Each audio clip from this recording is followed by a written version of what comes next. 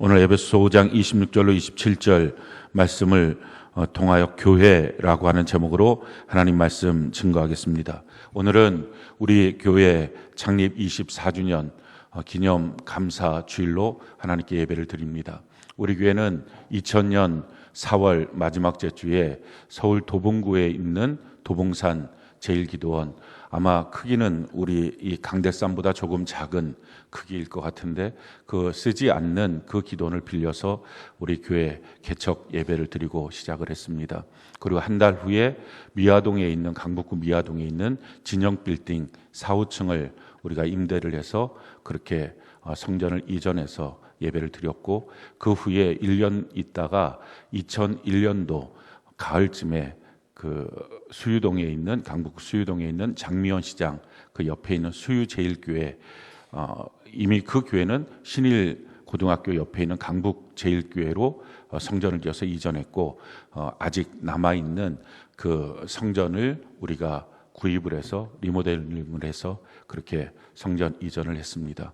그리고 2008년도에 이 성전 부지를 구입을 하고, 그리고 나서 성전을 지으면서 우리는 수유동에 있던 성전을 매각을 하고, 지금 이제 새하늘 교회로 아마 그 장로교단의 교회가 들어와서 지금 예배를 드리고 있습니다.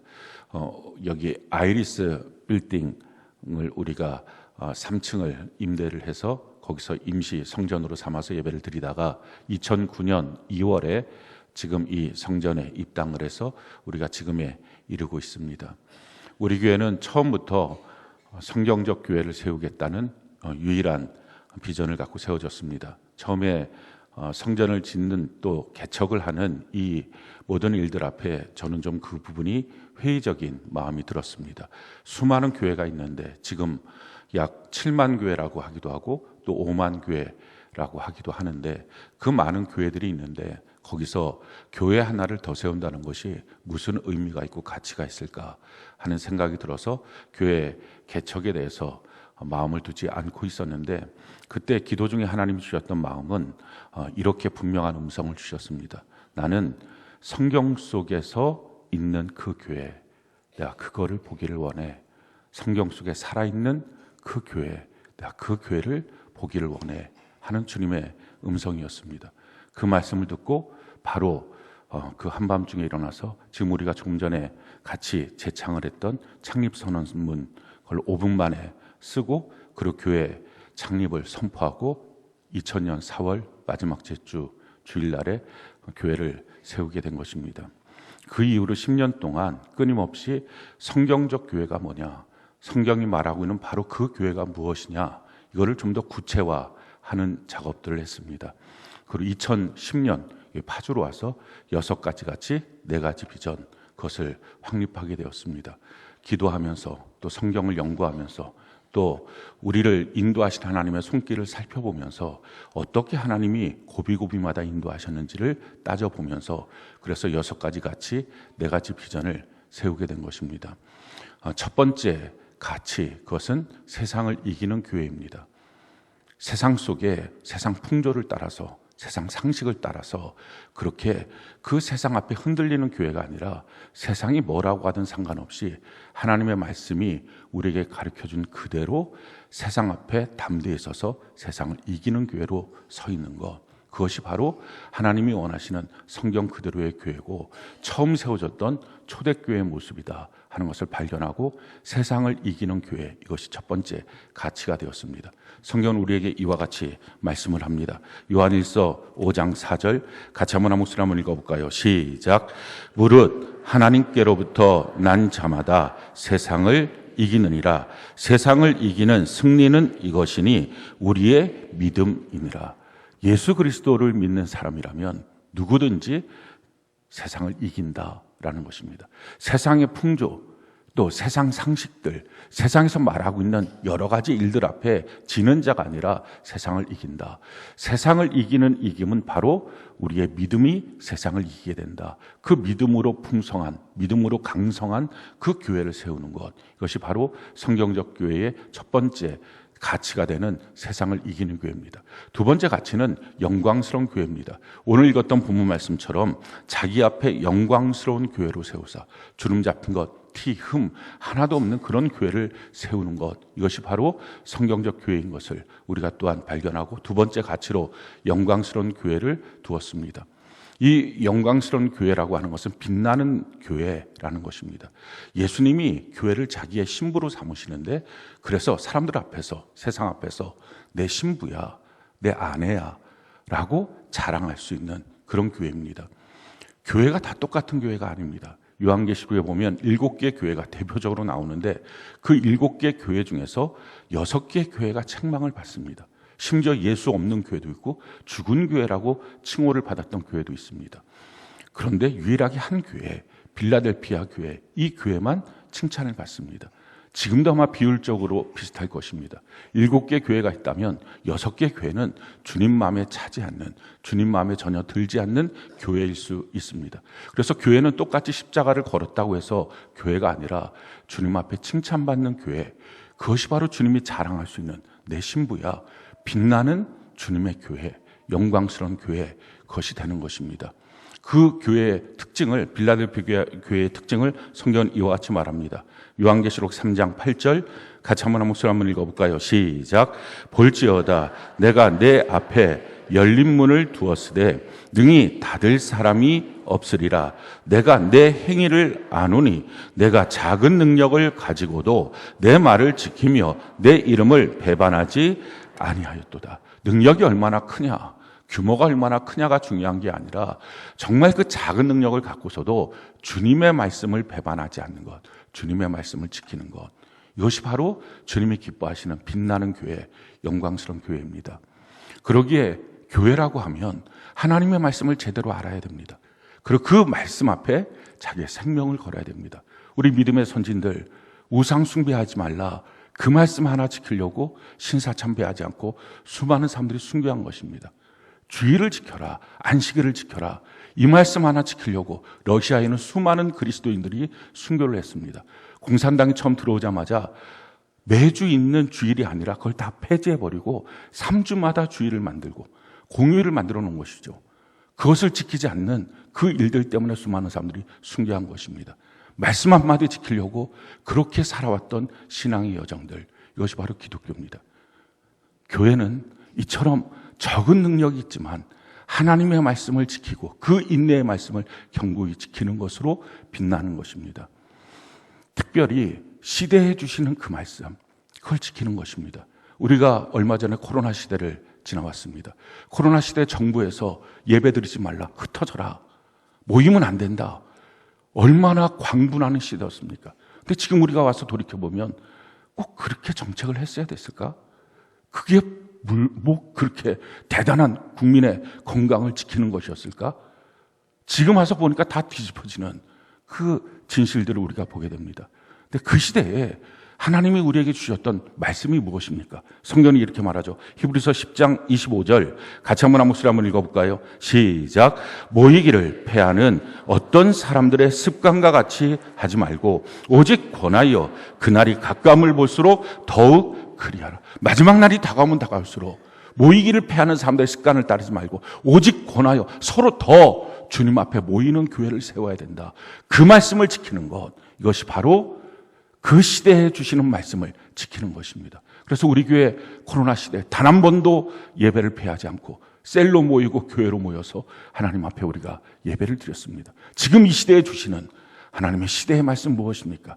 우리가 다 아는 것처럼 말세지말이라고 말합니다. 영원한 천국을 분명히 믿고 바라보게 만드는 것, 이것이 지금 이 시대에 주시는 말씀이죠. 성경은 우리에게 이와 같이 말합니다. 베드로서 3장 8절로 10절, 17절로 18절 같이 한번 한 목소리 읽어볼까요? 시작. 사랑하는 자들아, 주께는 하루가 1000년 같고 1000년이 하루 같다는 이 한 가지를 잊지 말라. 주의 약속은 어떤 이들이 더디다고 생각하는 것 같이 더딘 것이 아니라 오직 주께서는 너희를 대하여 오래 참으사 아무도 멸망하지 아니하고 다 회개하기에 이르기를 원하시느니라. 그러나 주의 날이 도둑같이 오리니 그 날에는 하늘이 큰 소리로 떠나가고 물질이 뜨거운 불에 풀어지고 땅과 그 중에 있는 모든 일이 드러나리로다. 그러므로 사랑하는 자들아, 너희가 이것을 미리 알았은즉 무법한 자들의 미혹에 이끌려 너희가 굳센 데서 떨어질까 삼가라. 오직 우리 주 곧 구주 예수 그리스도의 은혜와 그를 아는 지식에서 자라가라. 영광이 이제와 영원한 날까지 그에게 있을지어다. 마지막 주님이 오시는 그날, 주의 재림의 그날, 그 천국을 바라보면서 우리가 신앙생활을 하는 것입니다. 천국이 없다면 우리는 아무 의미와 가치가 없는 종교도 아닌 그런 생활을 하고 있는 것입니다. 그래서 교회라고 하는 것은 지금 이 시대에 주시는 마지막 메시지 말에 천국을 분명히 가르쳐주고 그 천국에 합당한 자로 세우는 것입니다. 어떤 자가 천국에 합당한 자입니까? 17절에 보니까 그 굳센 데서 떨어지지 말라. 너의 신앙이 전에는 뜨거웠는데 지금 아무것도 아닌 것처럼 그렇게 점점 초라한 인생이 되지 말고 더 굳세어져야 된다. 또 뿐만 아니라 지식에서 자라나라. 주님 안에 점점 그리스도의 장성한 분량까지 이르러서 자라나는 신앙의 모습이 되도록 권면하는 그런 교회, 그게 빛나는 교회, 영광스러운 교회입니다. 우리가 성경적 교회로 그렇게 두 번째 가치로 영광스러운 교회를 세운 것입니다. 세 번째 가치, 천국의 보탬이 되는 교회입니다. 말씀드린 것처럼 우리의 삶이, 우리의 신앙이 천국과 만약에 무관한다면, 내가 하는 말과 행동과 움직인 모든 것들이 천국에 맞닿아 있지 않다면 다 헛수고 헛된 것입니다. 무엇을 모았다 할지라도, 어떤 위치에 갔다 할지라도, 내가 무슨 말을 기가 막히게 했다 할지라도 그것이 천국에서 아무 가치가 없다면 그냥 쓸데없는 시간 낭비, 결국은 살면서 쓰레기만 만들고 살았던 것밖에 되지 않는 것입니다. 그런 점에서 우리가 온전하게 천국을 향하여 갈 수 있도록, 그래서 교회의 가치가 뭡니까? 이 교회를 다니면 내가 천국 갈 수 있겠다.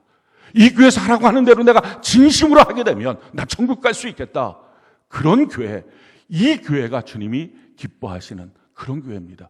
성경적 교회, 초대교회 성도들을 보십시오. 그들이 그 어마어마한 순교의 길에 들어설 수 있었던 이유, 천국이 그들의 마음속에 살아있었기 때문에 그렇습니다. 돌을 맞으면서도 하늘을 우러러봤을 때 주님의 보좌를 볼 수 있었습니다. 우리는 어떤 침배침을 당할 때, 과연 우리가 하늘을 우러러볼 때 나를 향하여 따뜻한 미소를 띠고 계신 주님의 얼굴을 볼 수 있을까? 그게 진짜 성도입니다. 그래야 세상을 이기고, 그래야 우리의 삶이, 신앙이 천국에 맞닿을 수 있는 것입니다. 인생은 3생입니다. 어머니 뱃속에 우리가 다 일생을 살았습니다. 사지백체 이목구비 10달 동안 만들었습니다. 그리고 이 땅에 지금 나왔어요. 나온 것이 살아있는 것처럼 보이지만 사실은 어머니 뱃속의 관점에서 보면 죽음을 통과하고 나온 것입니다. 어머니 뱃속의 삶에 터져냈던 자궁을 벗어나고 그 생명줄이었던 탯줄이 끊어지고 나온 것입니다. 그러니까 죽음을 통과한다는 것은, 죽음은 소멸이 아니라 또 다른 차원의 삶으로 인도하는 길인 것입니다. 지금 우리가 그래서 두 번째 삶, 이생을 살고 있는 것입니다. 그리고 우리가 다 아는 것처럼 우리가 마지막 어느 날 주님이 부르실 때 우리가 다 이 땅의 삶을 죽게 될 것입니다. 우리가 아는 것처럼 죽음은 소멸, 끝이 아니라 그것은 새로운 삶의 형태로 들어가는 새로운 차원의 삶의 문인 것입니다. 성경 분명히 말합니다. 죽음 후에 소멸, 끝이 아니라 심판이 있다. 누구는 영생으로, 누구는 영별로 심판할 것이다. 영원한 지옥에 들어가는 자가 있고 영원한 천국에 들어가는 자가 있다. 우리가 지금 애쓰고 힘을 내면서 주님 앞에 달려가는 이유는 딱 한 가지입니다. 그날의 영원한 천국에 들어가기 위해서. 그래서 삼생을 위하여, 영혼의 때를 위하여 우리가 살아가는 것입니다. 뿐만 아니라 우리만이 아니라 우리 주변에 있는 사람들, 가장 사랑하는 사람들, 그들이 지옥 가지 않도록 권면하고 전도하는 일, 그것이 바로 우리가 해야 될 일인 것입니다. 세 번째 성경적 교회, 끊임없이 예수의 증인되도록, 복음을 증거하고 그들의 영혼을 구원하도록, 십자가 복음, 부활의 복음 증거하도록 하셨던 이유, 그들을 천국 가게 했던 초대교회의 바로 그 성경의 그 모습 그대로 지금 끊임없이 주님 오시는 그날까지 이 천국 복음 증거하면서 우리가 있는 것입니다. 네 번째 성경적 교회의 가치, 그것은 가정을 행복하게 해주는 교회입니다. 가정 하나님이 만드셨죠. 그런데 마귀가 들어와서 죄로 말미암아 타락했습니다. 그래서 모든 가정들이 다 병들었습니다. 병들지 않은 가정이 있나요? 상처 없는 가정이 있나요? 싸움이 없는 가정이 있나요? 다 엉망진창입니다. 근데 그 가정을 누가 치유합니까? 분위기 좋아지면 될까요? 아니요. 여전히 그 모습은 그 안에 씨앗처럼 남아있는 것입니다. 주님은 그 가정을 치유하기 위해서 교회를 세우셨습니다. 그 교회 안에서 교회는 바로 병원의 역할입니다. 먼저 병든 내 자신이 치료받아야 됩니다. 그리고 영이죠. 군사로 그리스도의 좋은 군사가 되어서 그 가정에 들어가서 그 가정을 치유하는 하나님의 백성이 되는 것입니다. 가정을 행복하게 해주는 교회. 저는 우리 교회를 통해서 우리 교회 지체들의 모든 가정들이 주님 세우신 창조의 원형대로 회복되는 은혜가 넘치길 바랍니다. 다섯 번째는요, 다음 세대를 세우는 교회입니다. 바로 그것이 성경적 교회입니다.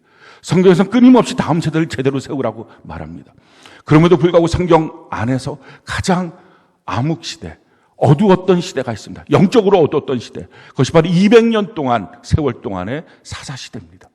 이 200년 사사시대의 특징은 뭡니까? 사사기 21장 25절에 보면 그 시대의 정신, 신앙의 태도는 하나님은 계셨지만 왕으로 다 명목적으로 부르고는 있기는 있었지만 그럼에도 불구하고 다 자기 소견대로 살았던 시대입니다. 자기 마음대로 살았던 시대. 많은 사람들이 자기 마음대로 삽니다. 마음이 동하면 움직이고요. 마음이 동하지 않으면 움직이지 않습니다. 마음이 움직이지 않는데, 마음이 그렇지 않는데 내가 하는 것, 그거 가식 아니냐? 이런 말들을 합니다. 일면 맞는 말이기도 합니다. 그러나 완전히 틀린 말입니다. 왜냐하면 마음만큼 부패한 게 없습니다. 썩어버린 그 마음대로 행하는 것, 그게 제대로 된 가치입니까? 그러니 자기가 끊임없이 이 썩은 것들만 주변 사람들에게 다 던져놓는 것입니다. 쓰레기만 던지는 것입니다. 말만 해도 쓰레기, 행동하는 것도 쓰레기, 이것만 던져놓는 것. 이게 어떻게 가식, 정상적인 상태라고 말할 수 있습니까? 그게 아닌 거예요. 성경 말합니다. 마음과 육체가 원하는 대로 살았던 그 모습이 하나님이 봤을 때 진노, 하나님이 봤을 때 너 어떻게 그렇게 사니? 라고 말할 수 있다는 것입니다. 우리는 내 마음대로 사는 게 아니라, 왜요? 그게 내가 주인 된 거거든요. 내 마음대로 사는 게 아니라 말씀대로 사는 것입니다. 그것이 예수님이 나의 주인이시다. 주인의 명령을 듣고 좋은 군사처럼 그렇게 움직이는 것. 그것이 바로 하나님 안에서 제대로 살아가는 모습입니다. 그런데 그렇게 살지 못하는 시대, 이게 사사시대였습니다. 왜 이런 시대가 왔을까요? 이유는 신앙을 잘못한 것입니다. 잘못 배운 것입니다. 교회는 얼마큼 나왔는지 모르겠지만 예수를 잘못한 것입니다. 특별히 자녀들에게 신앙을 잘못 가르쳐놨습니다. 성경 그 시대의 특징을 이렇게 말합니다. 사사시대, 사사기 2장 7절 10절 같이 한번 한 목소리 읽어볼까요? 시작. 백성이 여호수아가 사는 날 동안과 여호수아 뒤에 생존한 장로들 곧 여호와께서 이스라엘을 위하여 행하신 모든 큰 일을 본 자들이 사는 날 동안에 여호와를 섬겼더라. 그 세대의 사람도 다 그 조상들에게로 돌아갔고 그 후에 일어난 다른 세대는 여호와를 알지 못하며 여호와께서 이스라엘을 위하여 행하신 일도 알지 못하였더라. 기라성 같은 믿음의 사람들이 있었지만 자기 자녀들에 대해서는 신앙 전수를 못했습니다. 왜 그랬을까요? 제대로 몰랐던 거예요. 그냥 하는 건 하는 건데, 하는 행동은 하는 건데 왜 하는지를 몰랐던 것입니다. 왜 그걸 해야 되는지. 그 장로들의 시대인데요, 여호수아가 가르쳐준 대로 행했습니다.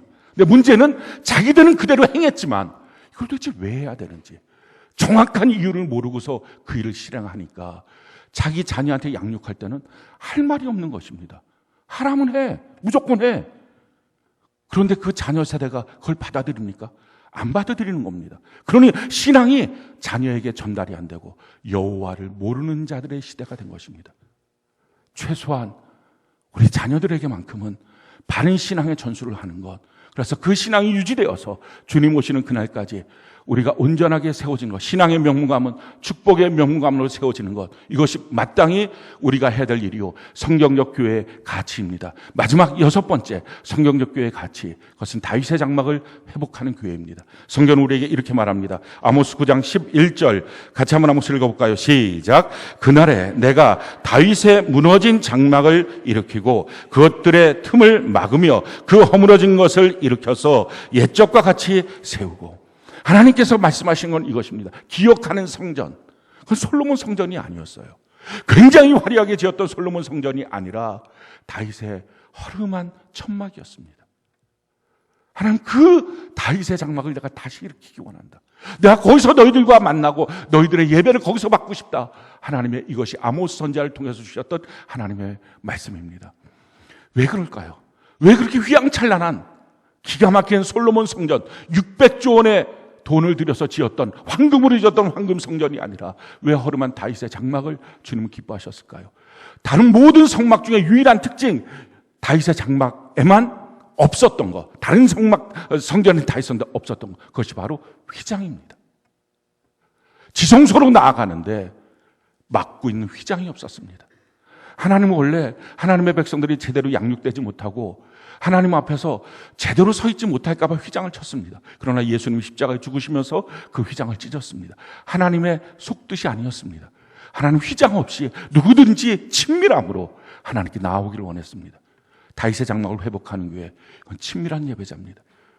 실제로 살아계신 하나님을 체험하고 경험하는 그 예배, 그것을 하나님 앞에 드리는 것, 이것이 바로 성경적 교회의 6번째 가치입니다. 그리고 4가지 비전, 세계 비전, 축복 비전, 사랑 비전, 교회 비전, 주님이 주셨습니다. 그런데 이 4가지 비전에 대해서는 하나님이 분명한 단어를 제게 주셨지만 그 단어의 의미가 무엇인지, 또 어떻게 이루어가는지에 대한 말씀을 전혀 지금까지 24년 동안 주시지 않았습니다.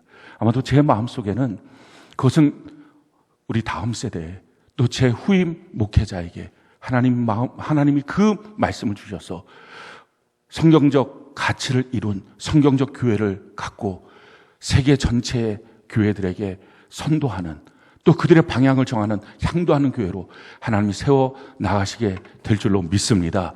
그래서 우리가 지금 6가지 가치를 이루었고요. 그리고 나서 13년 동안, 2010년부터 지금 작년 2023년 13년 동안, 그럼 구체적으로 이 6가지 가치를 이루는 우리의 행동 지침은 무엇일까? 우리가 과연 어떤 행동을 해야 되냐? 그래서 핵심 사역 5가지를 정했습니다. 첫 번째, 그것도 마찬가지로 기도하고 성경을 읽으면서 또 우리를 요모조모 인도하시는 하나님의 손길을 바라보면서 하나님이 어떻게 하시는지를 통해서 이 5가지를 했습니다.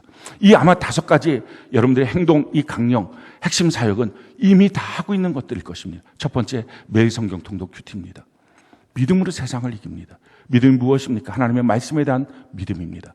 따라서 성경 말씀을 읽고 또 주일날 선포되는 하나님의 말씀을 듣고 셀로 모여서 그 말씀을 나누면서 그 말씀대로 살아가는 이런 삶의 모습, 매일 성경 통독 큐티, 이것이 기초가 되는 것, 이것이 첫 번째 행동 강령, 핵심 사역입니다. 두 번째가 셀교회입니다. 혼자서는 신앙생활 못합니다. 성경이 우리에게 이와 같이 말합니다. 에베소 4장 16절, 우리 같이 한번 목소리 한번 읽어볼까요? 시작. 그에게서 온 몸이 각 마디를 통하여 도움을 받음으로 연결되고 결합되어 각 지체의 분량대로 역사하여 그 몸을 자라게 하며 사랑 안에서 스스로 세우는, 온 몸이 각 마디로 서로 연결되고 결합해서 자라나는 것입니다. 혼자 신앙생활 못합니다. 왜 그렇습니까? 자기 혼자서 신앙생활 하면서 어떻게 자기가 자기를 부인하고 자기가 자기의 문제를 제거하고 자기가 자기를 어떻게 돌이킵니까? 불가능합니다. 그러니 이걸 하기 위해서는 함께 셀 공동체 안에서 서로가 권면하면서 당신 지금 이것이 문제인 것 같다, 이렇게 바뀌어야 된다.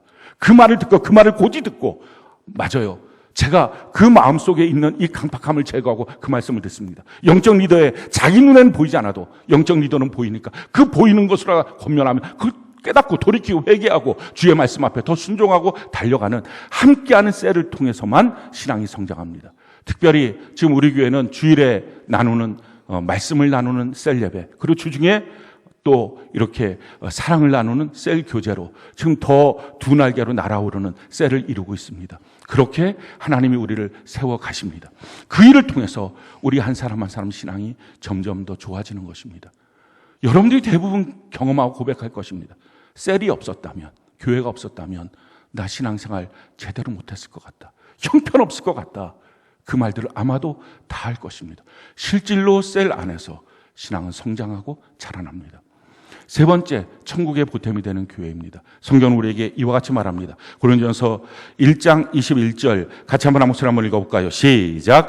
하나님의 지혜에 있어서는 이 세상이 자기 지혜로 하나님을 알지 못함으로 하나님께서 전도에 미련한 것으로 믿는 자들을 구원하시기를 기뻐하셨도다. 전국 복음 전파하며 가르쳐 지키게 하는 그런 복음 전도, 그걸 우리가 하는 것입니다. 끊임없이 하나님의 복음을 증거하는 것. 왜요? 전도에 미련한 방식을 통하지 않고서는 믿는 자들 구원하지 않겠다고 하나님이 결정하신 것입니다. 저절로 예수 믿는 사람 단 한 명도 없습니다. 부모가 아무리 예수를 믿어도 자기 자녀에게 제대로 된 복음전도 말 한마디 안 했다면 그 자녀 지옥 갑니다. 그럼 우리가 정확하게 알고 복음전도 하는 것, 이것이 필요합니다. 성경 그런데 우리에게 이렇게 말씀하죠. 디모데후서 4장 3절 5절 같이 한번 읽어볼까요? 시작. 내가 이르리니 사람이 바른 교훈을 받지 아니하며 귀가 가려서 자기의 살골 따를 스승을 많이 두고 또 그 길을 진리에서 돌이켜 허탄한 이야기를 따르리라. 그러나 너는 모든 일에 신중하여 고난을 받으며 전도자의 일을 하며 내 직무를 다하라. 시대가 점점점 복음 증거하기가 어려운 시대가 되고 있습니다. 어떻게 보면 안티그리스도인들, 그 반기독교, 유튜브, 수많은 글들 너무 많습니다. 그래서 예수 믿는 것이 점점 어려운 시대에 들어가고 있습니다. 그래서 전도하기 너무 어렵다. 심지어 어린 학생들에게도 가서 학교 앞 전도를 하면 그 앞에서 주보를 꾸겨서 집어던집니다. 난 예수 따위 안 믿어요. 너무 자랑스럽게 그렇게 큰 소리로 떠들고 지나갑니다. 그럴 정도로 악해져 있습니다. 성경이 그대로 말합니다. 때가 이르리니 사람들이 바른 교훈 받지 않고 귀가 가려서 자기 살육을 따를 스승 많이 두고 귀를 진리에서 돌이켜 허탄한 이야기를 따를 것이다. 그러나 너는 모든 일에 신중하여 고난을 받으며 전도자의 일을 하며 내 직무를 다하라. 모든 일에 너희가 가서 전도해야 된다 하는 것입니다. 지금 시대에 예수 믿는 것 어렵다고, 전도하는 거 어렵다고 말하지만 사실은 더 어려웠던 시대가 있습니다. 그게 초대교회입니다. 초대교회는요, 예수 믿으면 잡아갖고 사자한테 집어던졌습니다. 나무에다 매달아놓고 불태워 죽였습니다. 목 베어 죽였습니다. 뿐만 아니라 예수 믿는 사람의 자녀는 학교를 못 보냈습니다. 학교에서 안 받았습니다. 그리고 예수 믿는 사람들은 직장에 취직이 안 됩니다. 어떤 직장에서도 취직할 수 없습니다. 그러니 할 수 있는 거 먹고 살려면 사업을 해야 되죠. 근데 사업을 하면 세금이 90%입니다. 그때 당시에 세금은 10%였습니다. 전체 세금을 통합해서. 그런데 기독교인들만큼은 90%를 뜯어갔습니다. 왜냐하면 예수가 나의 주인이시다. 이걸 고백하니까. 황제가 나의 주인이다. 이걸 고백해야 그 당시 그 땅에서 먹고 사는데, 그래서 그때 당시 로마 군병들이 했던 거리. 야, 너 예수가 주인이라는 말 그거 해. 괜찮아. 그런데 황제도 주인이야. 또 이 말해. 그럼 너 먹고 살 수 있어. 근데 초대교회 성도들은 그 말을 안 했습니다. 예수님만이 나의 주인이십니다. 세상과 타협 안 했어요. 그게 기독교의 생명력이에요. 흐려지지 않았어요. 그러니 지금까지 이어온 것입니다. 그때 대충 흐려졌으면 1세기나 갔을 것 같습니까? 하나도 가지 않았을 것입니다. 그런데 너무 놀라운 것은요, 그들이 복음을 증거했어요. 그리고 그들의 그 복음의 영향력들이 온 로마 전역을 퍼져나갔어요. 3%밖에 안 됐던 그들이 얼마나 사람들이 봤을 때, 야, 저 사람들 너무 멋지다 하는 말을 들었으면 로마 국교회가 됐어요. 그때 로마 전체가 예수 믿어서 국교회를 삼은 게 아닙니다. 로마 황제 콘스탄틴 황제가 로마에서 기독교를 공인하고 마침내 그걸 국교회로 삼습니다. 그들이 그렇게 복음을 증거하고 그 어려운 시대에 복음이 증거됐던 이유가 뭡니까? 진리와 삶입니다. 하나님의 분명한 가치, 진리의 말씀. 사람들이 다 자기 마음대로 사는데 진리를 따라 사는 분명한 말씀에 그 가치를 붙들고 그들의 삶이 너무 고결했습니다. 지금도 동일합니다. 어려운 전도의 때라고요. 분명한 진리의 말씀 붙들고 나의 가치가 뭔지 분명히 붙잡고 그리고 우리의 삶이 거룩함으로 고결한 그 삶을 산다면 지금도 수많은 사람들이 주께로 돌아오게 될 것입니다. 우리 교회 전도는 크게 나누면 홍보전도 또 관계전도입니다. 우리가 지역에서 전도를 주보를 나눠주면서 하는 이 홍보전도 우리 교회에 있어요 라는 홍보전도, 또 처음 아파트 입주할 때 하는 그 직도전도, 그게 홍보전도입니다. 또 하나는 관계전도입니다. 우리 주변의 사람들 복음을 증거하는 것입니다. 특별히 이제 셀 교제가 이루어지면서 그 셀 교제의 주변 사람들을 초대하는 일들을 지난주 한 주간 동안 처음으로 했습니다. 너무 놀라운 것은 31명이 그 셀 교제에 예수 안 믿던 사람들이 들어와서 같이 함께 있었습니다. 이제 앞으로 점점점 이것이 더 우리가 익숙해지고 우리 주변에 더 복음이 증거되게 될 때 더 많은 사람들이 주님께로 돌아올 것입니다. 그 일을 통해서 더 많은 일들이 이루어지게 될 것입니다. 네 번째, 우리가 행동 강령으로 삼는 핵심 사역, 그것은 다음 세대를 성경을 사랑하는 예수 세대로 세우는 것입니다. 부모들마다 자기 자녀 사랑하니까 자기 자녀에게 양보할 수 없는 한두 가지씩은 갖고 있습니다. 어떤 부모는 자기 자녀 밥 먹는 것만큼은, 그러니까 뭐 별일이 다 있다가도 식사 시간만 되면 쫓아 들어가서 밥 차려줍니다. 또 어떤 부모는 밥상머리 교육, 예절 교육 제대로 시켜야지, 여기에 생명 겁니다. 또 어떤 부모는 공부하는 것, 이거에 아주 생명을 겁니다. 예수 믿는 우리 어디에 생명을 걸어야 될까요? 우리 자녀를 위해서 이 자녀가 제대로 예배를 드리는지, 하나님을 아는지. 그래서 우리 작년 6월부터 전세대 통합 예배를 드렸습니다. 우리 자녀 바로 옆에 놓고 예배 본을 부모가 먼저 보이고, 그리고 이 자녀에게 지금 자녀의 영적 상태가 어떤지, 예배를 아는지, 그 예배를 아는 것이 여호와를 아는 건데 제대로 여호와를 아는지, 일주일 동안 신앙 양육은 어떻게 시켜야 될 것인지, 이걸 하는 것, 이게 다음 세대를 성경을 사랑하는 예수 세대로 세우는 것입니다. 다른 건 몰라도 예수 믿는 부모라면 이것만큼 포기할 수 없는 것입니다. 우리 다음 세대를 위해서 또 성경을 읽게 합니다. 성경은 우리에게 이렇게 말합니다. 디모데후서 3장 15절로 17절, 우리 같이 한번 목소리 한번 읽어볼까요? 시작. 또 어려서부터 성경을 알았나니 성경은 능히 너로 하여금 그리스도 예수 안에 있는 믿음으로 말미암아 구원에 이르는 지혜가 있게 하느니라. 모든 성경은 하나님의 감동으로 된 것으로 교훈과 책망과 바르게 함과 의로 교육하기에 유익하니 이는 하나님의 사람으로 온전하게 하며 모든 선한 일을 행할 능력을 갖추게 하려 함이라. 어려서부터 성경을 읽게 하는 것. 지금 우리 교회학교 학생들 매일 한 장씩 리딩 바이블을 합니다. 올해 10월 달에 제3회 리딩 바이블 감사 예배를 드립니다. 그 얘기는 우리 교회학교 학생들 중에서 성경 삼독한 학생들이 있다는 것입니다. 아마 많은 수가 성경을 삼독했을 것입니다.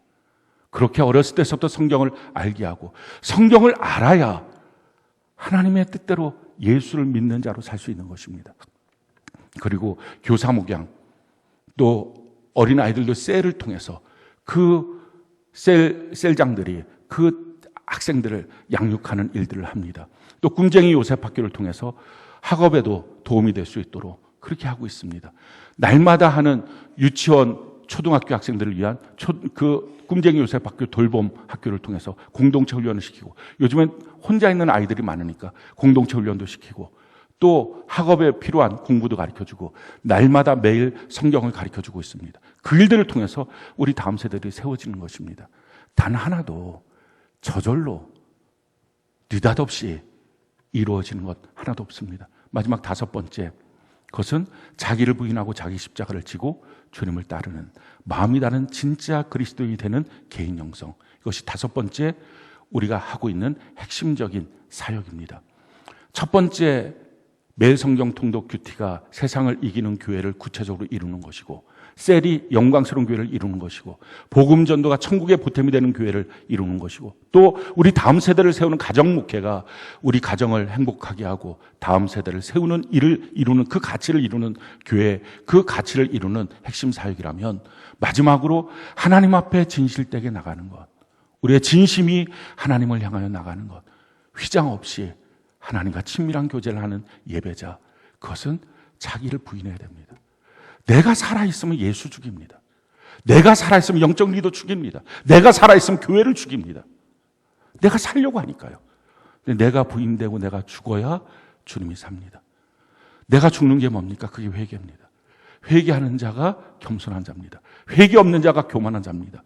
주님은 교만한 자는 물리치시고 겸손한 자를 영접하신다고 말씀합니다. 우리가 예배를 드릴 때 진짜 예배자가 되려면 하나님 앞에 회개의 보따리를 짊어지고 겸손히 하나님께 나가는 것, 자기를 부인하고 자기 십자가를 지고 주님 앞에 나가는 삶, 이것이 바로 그리스도인으로서 온전한 하나님 앞에 다윗의 장막이 회복되는 삶의 모습입니다. 그리고 이 일들을 날마다 점검해 보기 위해서 우리가 예수 체질 평가표를 만들고 그것을 하고 있습니다. 우리 주보에 그걸 매주 나오는데, 지난 한 주간 동안에 보면 말씀 체질, 우리가 매일 큐티하는 거는 84%. 우리 주일 출석이 전체 등록성대 87%가 주일을 출석하는데 그 주일 출석하는 사람들로 통계를 보면 말씀 체질이 84%, 기도 체질이 주님 앞에 나와서 기도하는 거죠. 82%, 전도하는 사람이 67%, 날마다 일기를 쓰는 사람이 59%, 제1기를 읽어서 교회와 함께 가는 사람이 80%, 봉사하는 사람이 81%, 헌금이 93%, 셀 교제가 93%, 가정 목회 체질이 74%, 이웃사랑 체질이 89%, 이렇게 지금 현재 이루고 있습니다. 참 너무 감사한 일은 우리 모두가 지금 기적 가운데 살고 있다는 것입니다. 먼저 첫 번째 기적은 뭘까요? 우리 같은 사람이 예수 믿어서 천국 백성 되는 것. 이게 기적이에요. 이야, 하나님의 자녀가 돼서 내가 천국 백성 되는구나. 죽으면 내가 천국 가는 거구나. 두려움이 없구나. 이게 너무 확신이 되는 것. 이게 첫 번째 기적. 두 번째 기적은 뭡니까?